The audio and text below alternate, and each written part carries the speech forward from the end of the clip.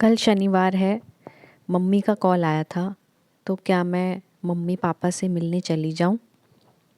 नमस्कार दोस्तों, इस चैनल के द्वारा मैं आप तक कुछ अपने विचार, कुछ अपनी बातें लेकर आती हूं, जो मैं सोसाइटी में देखा या देखती हूं या कोई लेख पढ़ती हूं, मैं इस चैनल के द्वारा आप तक पहुंचाती हूं।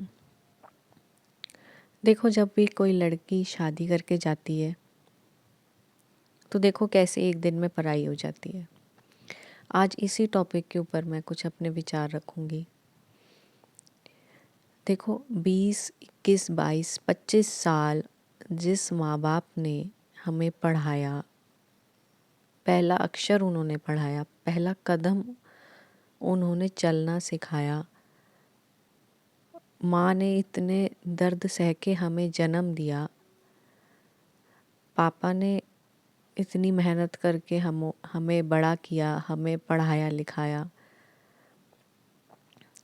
माँ बाप ने पूरा सब कुछ अपना हम पर वार दिया।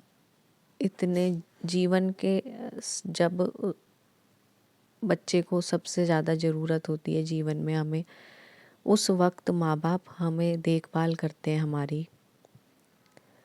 फिर क्यों बेटी एक दिन में इतनी पराई हो गई कि उसे अगले दिन जाते ही ससुराल में उन लोगों से परमिशन लेनी पड़ती है अपने माँ बाप से मिलने के लिए, जिनसे उसका रिश्ता सिर्फ एक दिन पहले जुड़ा है या 1 महीने या 2 महीने पहले। उन लोगों से परमिशन लेनी पड़ती है उसके लिए जिसने हमें जन्म दिया, हमारा सबसे बड़ा पार्ट जीवन का, हमें ज्ञान दिया, इतना बड़ा किया। उन लोगों से मिलने के लिए, भगवान रूप माँ बाप से मिलने के लिए हमें परमिशन लेनी पड़ती है। इतनी बेटियां एक दिन में कैसे पराई हो गई, क्यों हो जाती हैं? मतलब अगर बेटी अब पूरे दिन में बार बार कॉल करके भी माँ बाप से बात करे तो उससे कह दिया जाता है कि मायके से तुम्हारा कोई रिश्ता नहीं, इतना ज़्यादा तुम क्यों बात करती हो, यहाँ ध्यान दिया करो, वहाँ की चिंता छोड़ दो, अब यही तुम्हारा घर है, वो पराए हो गए हैं, तुम पराई हो गई हो। कैसे ऐसे कैसे हो सकता है कि किसी के माँ बाप पराए हो जाते हैं? ये वो रिश्ता है जिसको कभी भी बेटी मरते दम तक अपने दिल से नहीं निकाल सकती।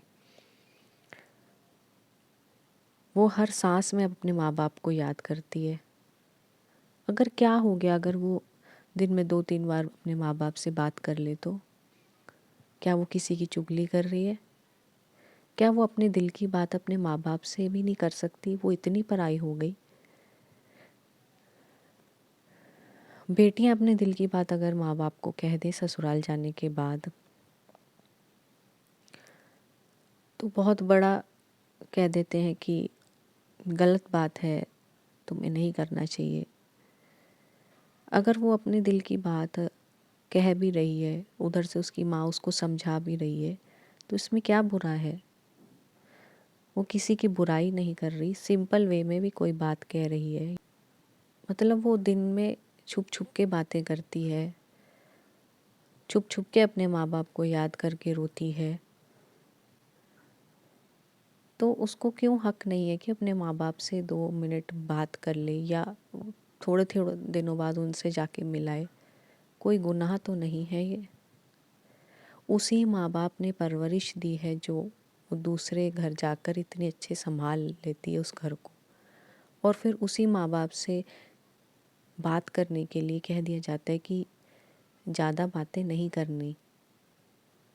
जिस माँ बाप ने सिखाया है कि किस सलीके से आपको रहना है, और उसी से बात करने के लिए हमें टाइम लेना पड़ता है या छुप छुप के बातें करनी पड़ती है या देख कर बातें करनी पड़ती है कि कोई हमें कह ना दे कि इतने घंटे हो गए बात करते हुए।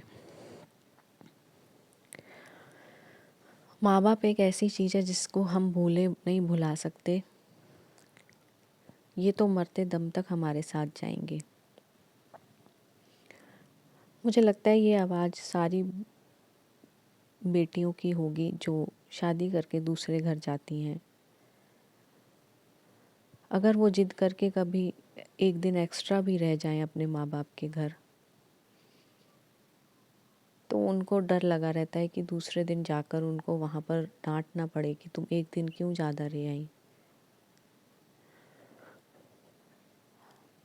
अपने माँ बाप को साइड में रखना पड़ता है। कई परिस्थितियाँ ऐसी आती हैं जीवन में कि अपने माँ बाप को साइड में रख कर पहले ससुराल वालों को पूछना पड़ता है।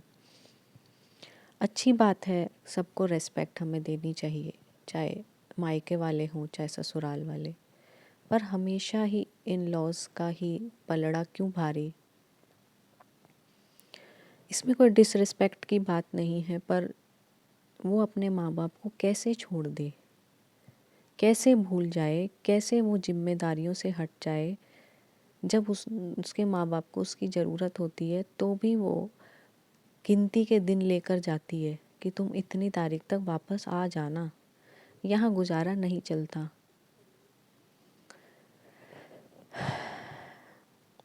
उसने तो अपने जिगर का टुकड़ा तुम्हें दे दिया, बेटियां भेज दी, पर उनके पास क्या रह गया। सिर्फ बेटी की आवाज़ से ही वो जिंदा हो उठते हैं। बेटी एक बार कॉल कर देना तो उनका दिन बन जाता है। वो आस लगा के रखते हैं कि सिर्फ बेटी एक बार कॉल कर ले पूरे दिन में, और उसको एक कॉल करने के लिए भी बहुत सोचना पड़ता है, देखना पड़ता है कि कोई देख तो नहीं रहा, कितना टाइम हो गया, जरा जरा घड़ी की तरफ तो देखूं।